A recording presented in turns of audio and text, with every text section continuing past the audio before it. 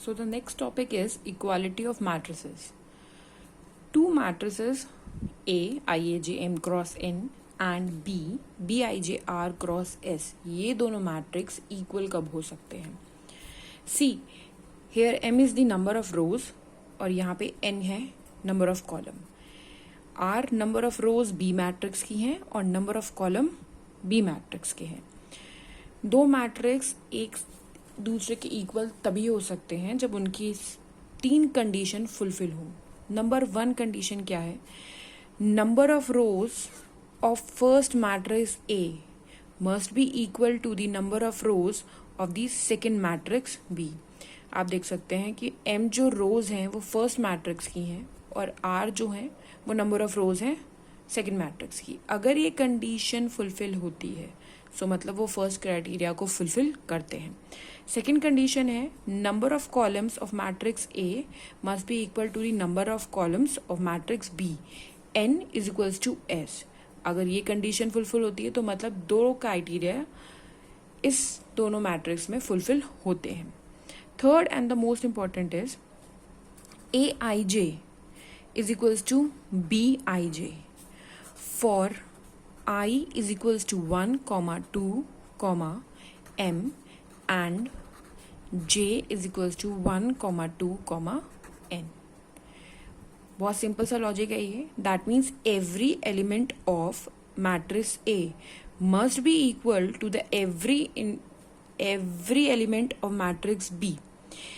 आप यहाँ देख सकते हैं कि पोजीशन जो होनी चाहिए that must be same. For example A11 is equals to B11. A12 must be equal to B12. So like this. If two matrices are equal, then we can write this. And if they are not equal, we will write this. इस चीज़ का मतलब ये है कि अगर मैं ये बोलूँ एग्जाम्पल के साथ कि यहाँ 3, 4, 6, 5x 2 8, 0, 1. This matrix A is equal to some matrix B which is 3, 4, 6, 5, 6, 2, 8, 0, 1. So that means now we have to find the value of x. For finding the value of x, we must say x is equals to 6. क्योंकि जब भी दो matrix को आप equal बोलोगे that means आप उसको equate कर सकते हैं. उसकी AIG के वैल्यू BIG के वैल्यू के इक्वल है. So that value can be compared and you can find out the corresponding value of the x. Like again I also give you another example. There is a matrix A, value 3, 2, 1, x, y, 5, 1 minus 1, 4. And there is a second matrix 3, 2, 1, minus 1, 0, 5, minus 1, minus 1, z.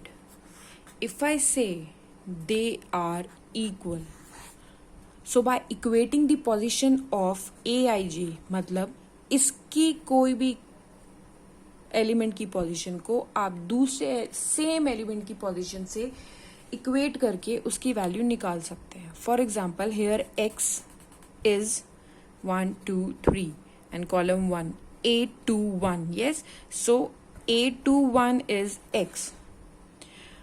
अगर हम इनको equal बोल रहे हैं that means A21 must be equal to B21. So x must be equal to -1. ऐसी y is equals to 0 and z is equals to 4. Because ये value same होंगी, ये वैल्यू सेम होंगी और ये वैल्यू हमेशा सेम होंगी. नेक्स्ट एक और एग्जाम्पल है. सपोज आई एम सेइंग कि ये एक मैट्रिक्स है x + 3, 2. हम नेक्स्ट एग्जाम्पल में ये बता रहे हैं कि यहाँ पे कुछ इक्वेशंस भी हो सकती हैं. Other than simple numbers we can have some equation also. और आपसे पूछा जा सकता है how to find out the value. If I am writing this it means this matrix is equal to this matrix. And if it is this, that means A11 must be equals to B11. X plus 3 is equals to 0, which will give you X minus 3. Yes. Similarly, 2y plus x, this value will be equal to this value. Now you know the x value. You can simply put y is equals to 2 by this. This value will be equals to this value. 4a minus 6 is equals to 2a. जब हम इसको इधर लेकर जाएंगे, 2 is equals to 6, a is equals to 3. This value can be equated with this value. Z minus 1 is equals to 3, which will give you Z is equals to 4.